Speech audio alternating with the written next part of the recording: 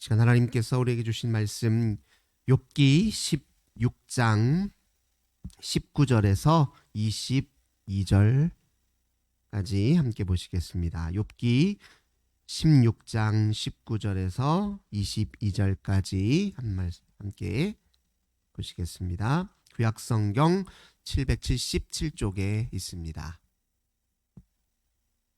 욥기 16장 19절에서 22절까지 한 목소리로 함께 봉독합니다. 지금 나의 증인이 하늘에 계시고 나의 중보자가 높은 데 계시니라. 나의 친구는 나를 조롱하고 내 눈은 하나님을 향하여 눈물을 흘리니 사람과 하나님 사이에 인자와 그 이웃 사이에 중재하시기를 원하노니 수년이 지나면 나는 돌아오지 못할 길로 갈 것임이니라. 아멘. 오늘도 주님과 함께 하루를 시작하시는 우리 모든 성도님들 하나님께서 하늘의 크신 은혜와 평화 가득 부어주시길 주님의 이름으로 간절히 기원합니다. 오늘 본문의 말씀 통해서 중재하시는 하나님, 이런 제목으로 함께 은혜 나누도록 하겠습니다. 욥의 세 친구들과 욥의 이야기를 서로 이렇게 잘 들어보면 다 나름의 입장에서는 맞는 말 같기도 해요. 어떤 사람이 하는 말이 전적으로 틀린 것도 아니고 또 어떤 사람의 말이 전적으로 맞는 것도 아닙니다. 우리들의 생각과 말이라고 하는 것은 다 한계가 있잖아요. 한편으로 보면 욥의 세 친구의 입장에서 보잖아요. 그러면 욥의 세 친구의 말은 왜 그렇게 독하고 이렇게 매정해 보이느냐? 그들은 하나님을 변호하는 거예요. 욥이 뭐라고 얘기합니까? 하나님이 왜 무고한 나를, 아무 죄도 없는 나를 이렇게 크게 괴롭히고 하느냐. 그러니까 그 욥의 세 친구들 입장에서 보면 욥의 말이 옳지가 않거든요. 받아들이기가 어려워요. 하나님이 아무려면 선하시고 좋으신 분인데, 의로우신 분인데 왜 아무런 죄도 없는 사람을 하나님이 괴롭히겠냐고요. 그러니까 욥의 세 친구 입장에서는 나름 하나님을 변호하는 거예요. 문제는 무엇이냐면 하나님을 변호하는 건 좋은데 하나님이 본래 어떤 분이신지 다 아는 것처럼, 속속들이 다 아는 것처럼 그렇게 착각한 것이 이제 문제였겠죠. 그리고 하나님을 이러저런 전체적인 면에서 하나님을 보는 것이 아니라 그저 특정한 관점, 즉 인과응보적 관점의 입장에서만 하나님을 보았다는 좁은 식견이 문제였지, 그들 마음 속에는 하나님을 변호하고 싶은 마음이 있었거든요. 그러니까 욥의 세 친구들의 말은 한편으로는 옳고 한편으로는 그르다는 거예요. 욥의 입장에서를 생각해보면 욥은 실제로 그렇게 느낄 수밖에 없었잖아요. 하나님 앞에 나름 최선을 다하고 그 어떤 이들보다 경건하고, 이건 하나님도 인정하셨잖아요. 그만큼 그 입장에서 보면 자기가 당하는 고난이 이해가 안 가거든요. 수긍이 안 돼요. 받아들여지지가 않아요. 그래서 하나님 앞에 나름 하소연할 수밖에 없었지 않습니까? 하나님 앞에 탄식하는 거죠. 그러니까 욥이 지금 당하는 고난의 깊이와 무게를 생각하면 욥이 그렇게 하나님 앞에 어떻게 보면 불경스럽게 말하는 것이 이해가 되잖아요. 근데 그렇다고 욥이 하는 말 자체가 다 또 옳은 것은 아닙니다. 그러니까 한편으로는 이해하지만 다른 한편으로는 힘들어서 하는 말이겠지 이해는 가지만 그가 하는 말 그대로 다 맞는 것은 또 아닙니다. 그러니까 우리가 욥기를 읽을 때 이 점이 바로 헷갈리는 부분이에요. 친구들이 하는 말을 잘 보세요. 그의 세 친구 엘리바스, 빌닷, 소발이 하는 말을 잘 보면 어떤 말은 참 맞는 말 같은데 뭐 틀린 말 하나 없네 하는 부분들이 있어요. 또 욥의 입장에서 보면 욥이 하는 말 딱 틀린 말 없네 이렇게 이해가 되거든요. 그러니까 서로 부분적으로는 옳고 부분적으로 그르다는 겁니다. 근데 우리 신앙생활이나 우리의 생각이 다 그래요. 부분적으로는 옳고 부분적으로 그릅니다. 전적으로 옳은 것도 없고 전적으로 그른 것도 없어요. 그래서 우리가 하나님 앞에 늘 겸손하게 자기의 생각과 말을 늘 내어놓고 하나님의 더 크신 식견과 지혜와 또 하나님의 선한 이끄심과 성령의 통찰에 늘 귀를 기울여야 되는 이유가 여기에 있습니다. 우리는 주님 앞에 늘 우리 생각을 점검받고 또 우리 마음속에 품은 말들을 이렇게 점검받을 필요가 있습니다. 그래야 우리가 균형을 잡아요. 그러니까 때려 따라, 상황 따라, 맥락 따라서 우리의 말이 어떤 경우에는 옳고 어떤 경우에는 그르거든요. 그러나 오직 우리 하나님만이 밝히 세상의 이치를 아시는 것이고 우리 인간사의 모든 멸들을 하나님이 아시는 것이잖아요. 그러니까 하나님을 의지하며 살 수밖에 없는 이유가 또 여기에 있다는 것입니다. 오늘 우리가 읽었던 이 16장 이 부분을 읽기 전에 15장의 엘리바스의 이야기를 좀 귀를 기울일 필요가 있는데, 우선 이 세 친구가 첫 번째로 한마디씩 욥에게 건넬 때는 어떤 입장이었냐면, 너 지금 큰 고난 당한 거 알겠는데, 그런데 하나님이 이런 고난을 주실 때는 다 이유가 있어서 너 한번 삶을 잘 되돌아봐라. 하나님 앞에 혹시 잘못한 것 없는지 한번 되돌아봐라. 이런 논조로 욥에게 세 친구가 얘기했단 말이에요. 그런데 그렇게 얘기를 했는데 욥이 안 듣죠. 무슨 소리냐? 내가 무슨 죄가 그렇게 있길래? 내가 뭘 그렇게 잘못했길래? 나 이거 부당하다. 막 얘기하니까 욥의 친구들이 욥의 이야기를 듣고 나니 막 화가 나는 거예요. 아니 우리가 말해줬으면 잘 수긍하고 인정하고 회개하면 좋을 것을, 아니 왜 내 말을 제대로 못 알아듣는가 싶은 생각 때문에 두 번째 이야기할 때는 조금 더 독한 말로 얘기해요. 친구들이 뭐라고 하냐면, 예를 들면 엘리바스가 첫 번째 욥에게 말했을 때는 이런 논조로 얘기합니다. 살펴보겠습니다. 4장 7절입니다. 첫 번째 엘리바스가 욥에게 얘기할 때는 이렇게 얘기해요. 생각하여 보라. 죄 없이 망한 자가 누구인가? 정직한 자의 끊어짐이 어디인가? 즉, 그러니까 네가 이렇게 고난당하는 건 하나님 앞에 네가 뭔가 잘못이 있을 거니까 한번 되돌아보라. 이런 논조로 얘기했단 말이에요. 그런데 15장에서는 욥이 그걸 수긍하지 못하니까 독한 말로 이렇게 얘기합니다. 5절 6절입니다. 네 죄악이 네 입을 가르치나니 네가 간사한 자의 혀를 좋아하는구나. 너를 정죄한 것은 내가 아니요 네 입이라. 15장 5절 6절이 그래요. 두 번째는 어떤 논조냐면 한마디로 이거예요. 아니 잘 가르쳐줘도 깨닫고 회개하는 것이 아니라 엉뚱한 말로 지금 하는 걸 보니까 너 이렇게 벌받아도 싸구나, 이렇게 얘기하는 거예요. 이거 첫 번째보다 더 독한 말이잖아요. 첫 번째는 힘든 건 알겠지만 한번 잘 되돌아봐. 근데 두 번째 말은 네가 이렇게 벌 받는 게 다 이유가 있구나. 벌 받아도 싸다. 이렇게 식으로 독하게 말했단 말이에요. 그러면 욥은 당연히 어떻게 반응할까요? 이거 친구들이라고 치고 와서 나한테 하는 말이 말 그대로 그냥 옳은 소리만 다 하고 있는 거예요.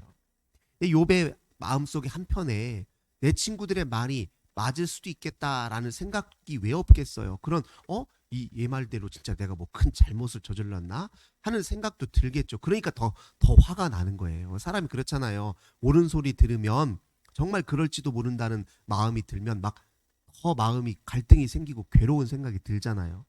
이 두 번째로는 와서 너 이렇게 막 기고만장하게 말하는 거 보니까 네가 지금 벌 받아도 싸다.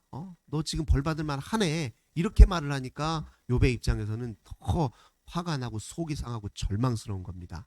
그래서 친구들을 향해서 뭐라고 얘기를 하냐? 16장 2절에 보니까 이런 말은 내가 많이 들었나니 너희는 다 재난을 주는 위로자들이구나, 이렇게 얘기를 해요. 나 위로한답시고 와서 한다는 말이 내 가슴을 더 후벼파고 나한테 더 큰 재난을 안겨주고 있구나, 지금 이렇게 얘기합니다. 그러면서 이제 또 이렇게 얘기합니다. 6절입니다. 내가 말하여도 내 근심이 풀리지 아니하고 잠잠하여도 내 아픔이 줄어들지 않으리라, 이렇게 얘기해요. 내가 이렇게 말할 수밖에 없는 것 아니냐. 난 지금 무슨 말을 해도 모자라지 않다. 너희들이 내 심정, 내가 지금 겪은 일을 똑같이 겪었다고 생각해봐라. 가만히 있을 수 있는지. 너희들이 내 입장에 서서 한번 얘기해봐라. 어떻게 입 다물고 가만히 있냐. 내가 지금 이런 말이라도 하지 않고 이렇게 탄식하고 하소연이라도 하지 않고 어떻게 견디겠냐. 지금 욥이 이야기하는 겁니다. 그러니까 친구들은 더 강한 어조로 욥의 마음을 상처 주고 있고, 욥은 더 강한 어조로 불만을 표시합니다. 이 친구들을 향한 불만을 넘어서서 하나님을 향해서는 또 이렇게까지 얘기를 해요. 자, 11절입니다. 하나님이 나를 악인에게 넘기시며 행악자의 손에 던지셨구나.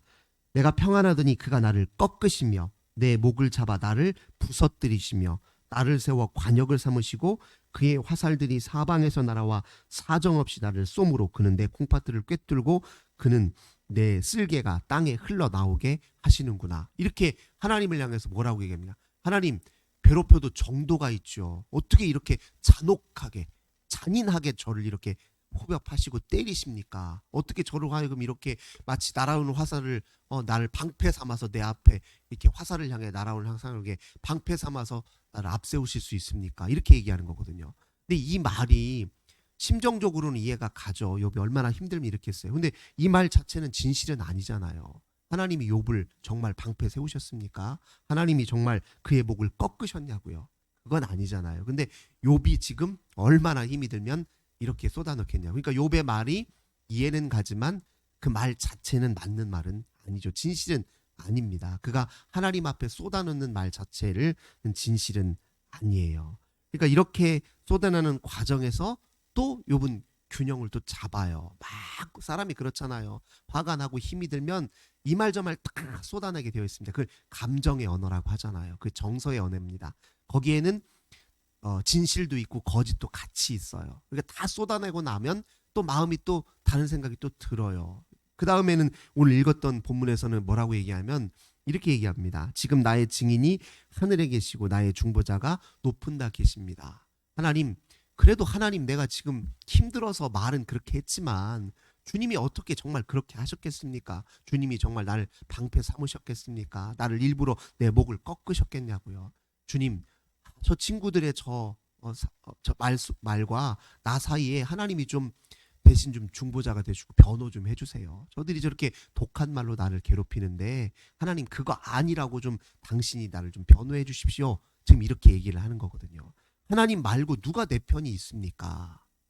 쏟아놨고 보니까 그래도 하나님 말고 의지할 분이 없거든요. 주님이 우리를 중보해 주셔야 나를 조롱하고 업신여기는 사람들 그 속에서 내가 또 그래도 견딜만하고 다시 희망을 가진만하고 살 수 있는 것 아닙니까? 하면서 20절에 나는 나의 친구는 나를 조롱하고 내 눈은 하나님을 향하여 눈물을 흘리니 사람과 하나님 사이에와 인자와 그 이웃 사이에 중재하시기를 원합니다. 이렇게 이야기하고 계십니다. 그러니까 우리가 하나님을 묵상하고 곰곰이 성찰하게 되면 우리 하나님 앞에 잠잠히 때로 기도하며 묵상하는 가운데 사실 우리 인생의 이런저런 면들 이해 안 되고 또 받아들이기 힘든 면들을 우리 하나님께서 다 우리 마음속에 정돈시켜 주시고 우리 마음이 그걸 수용할 수 있도록 우리 마음을 넓혀 주시고 또 어떤 가운데서도 중심이 흔들리지 않도록 하나님이 끊임없이 우리를 이끌어 가시는 거거든요.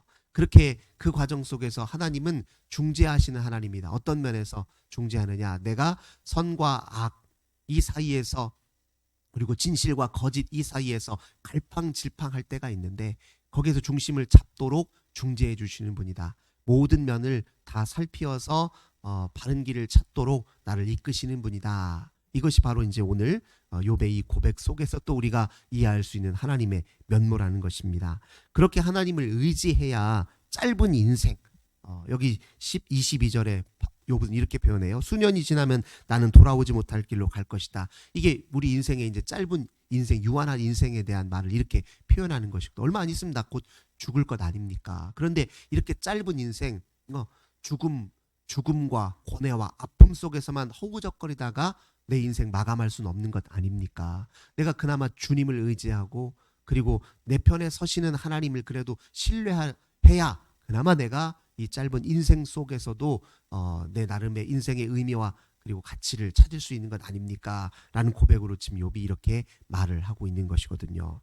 우리가 주님 앞에 설 때 또 사람들과의 관계 속에서 이렇게 우리 자신을 되돌아볼 때 우리가 지나치게 한편으로 내 자신의 말이나 생각을 너무 옳다라고만 생각하고 그래서 또 상대방의 말은 다 그르다라고만 생각하고 이렇게 한편으로 한쪽으로 치우친 그런 태도가 오히려 우리를 더 괴롭게 만들 수 있다는 사실을 우리가 인정할 필요가 있습니다. 그러니까 대화 중에도요, 네 말 다 틀렸어 라는 태도는 좋지 않은 것 같아요. 누구나 다 그 사람의 입장에 서서 그 사람의 맥락 속에서 보면 일부 수용할 만한 말이 있고 그렇게 말할 수밖에 없는 사정이 있는 것 아닐까요? 그러니까 전적으로 옳은 말도 없고 전적으로 그른 말도 없다는 태도가 굉장히 중요해요. 내 말도 역시 마찬가지고요. 네가 전적으로 그르지 않은 것처럼 내 말도 전적으로 옳은 건 아니에요. 그런 자세가 우리 삶 속에 필요하다는 거예요. 그러니까 제가 늘 반복해서 말씀드리지만 자기 생각을 조금 의심해 볼 필요도 있어요. 남의 생각만 의심할 게 아니라 야, 이 말이 어떻게 말도 안 되는 소리지 이렇게 할 게 아니라 내 생각도 말이 안 되는 측면이 있을 수 있다. 이렇게 상대방의 말이 또 옳을 수도 있다. 또 내 생각이 그럴 수도 있다. 이게 서로 균형을 잡아가면서 하나님의 진짜 참 하나님의 지혜와 말씀 속에서 자기 중심을 잡는 것이 우리들이 해야 할 중요한 일입니다. 욥의 세 친구들이 나중에 하나님 앞에 이렇게 크게 질책을 받는 이유 중에 하나가 무엇이냐면 그들의 말이 다 틀린 건 아니지만 자기 생각만 다 옳다라고 끝까지 견지했던 그 태도가 문제였거든요. 근데 욥은 하소연하고 탄식하고 막 하나님 앞에 매달리면서 한 번씩 이렇게 중심을 잡기라도 해요. 또 하나님을 의지하려는 마음이 있어요. 그리고 끝까지 놓지 않았잖아요. 어제 말씀드린 것처럼 어느 순간에도 설사 하나님 앞에 막 하나님 왜 그랬어요 하면서 마치 아이들이 엄마 때로 그냥 힘들 때 너무 힘들 때 막 엄마 앞에 막 이렇게 엄마를 이렇게 때려가면서 속상한 마음 표현하잖아요. 그런 것처럼 그러더라도 엄마 말고 아이가 기댈 사람이 어디 있어요. 엄마니까 그렇게 밖에 할 수밖에 없는 것 아닙니까? 지금 욥이 딱 그런 심정이거든요. 그런데 이 세 친구들은 그냥 끝까지 자기 인식 속에 있어요. 너는 분명히 하나님이 고난 주신 거다. 그러니까 이 욥의 세 친구들의 태도 때문에 우리 예수님이 십자가 달리실 때 얼마나 힘드셨겠냐고요. 그 유대인들이 생각할 때 십자가는 저주거든요. 그게 저주받은 사람이나 십자가에 달리는 거예요. 그러니까 예수님을 보면 얼마나 하나님 앞에 큰 죄를 지었으면 저 사람 뭐 얼마나 그렇게 하나님 앞에 저주받고 했으면 저랬을까 하면서 끝까지 조롱이잖아요. 죄 없으신 우리 주님이 고난당하실 때 그 전부 다 저주받은 인생이라고 조롱했던 사람들이 누구입니까? 유대인들이었잖아요. 그러니까 욥의 세 친구들은 끝까지 그런 견지에서 그 고난의 이면에 하나님의 구원의 크신 섭리 같은 건 전혀 보지 못하고 그 구원을 오히려 하나님이 구원을 위해서 하나님이 직접 고난을 당하셨다라는 생각은 아예 하지를 못했잖아요. 그런 태도 때문에 결국 누군가가 오히려 큰 고통을 당할 수 있다는 사실을 욥은 우리에게 교훈을 주고 있습니다. 오늘도 우리 주님 앞에 기도하실 때 주님 저도 틀릴 수 있고 저도 부분적으로 옳을 수 있고 누구나 다 전적으로 옳은 것도 전적으로 그런 것도 아닌 것 제가 늘 명심하며 늘 우리 앞에 온전한 길로 인도하시는 하나님을 매 순간 제가 의지하기 원합니다. 내가 균형 잡도록 바른 길 가도록 하나님 늘 때로 나를 변호해 주시고 때로 나를 질책하시고 주님 이렇게 하셔서 내가 주님과 함께 영원히 주의 길을 걷기 원합니다. 이렇게 기도하시는 저 우리 모든 성도님들 되시길 주님의 이름으로 간절히 기원합니다. 좋으신 주님 감사드립니다. 우리 욥기를 통해서 다시 한번 마음에 새깁니다. 하나님 저희들이 내뱉는 모든 말 속에 진실도 있고 거짓도 있습니다. 하나님 늘 겸손한 자세로 하나님 앞에 우리의 말과 생각을 성찰하고 점검하게 하시고 우리의 말이 누군가에게 비수처럼 꽂혀서 무기가 되지 않도록 우리 입술을 잘 제어하도록 은혜 베풀어 주옵소서. 누군가의 독설 같은 말에 그 거짓을 하나님 잘 헤아려 보게 하시고 그 말로 하나님 상처 입기보다도 오히려 하나님 앞에 더 가까이 나아가는 계기가 될 수 있도록 은혜 베풀어 주옵소서. 주 예수님의 이름으로 간절히 기도드립니다. 아멘. 오늘도 함께 중보하며 기도하겠습니다. 우리 환우들을 위해서 우리 가정 자녀들을 위해서 또 이 나라와 민족 우리 교회를 위해서 고난당한 우리 이웃을 위해서 기도하겠습니다. 우리 주님 감사드립니다.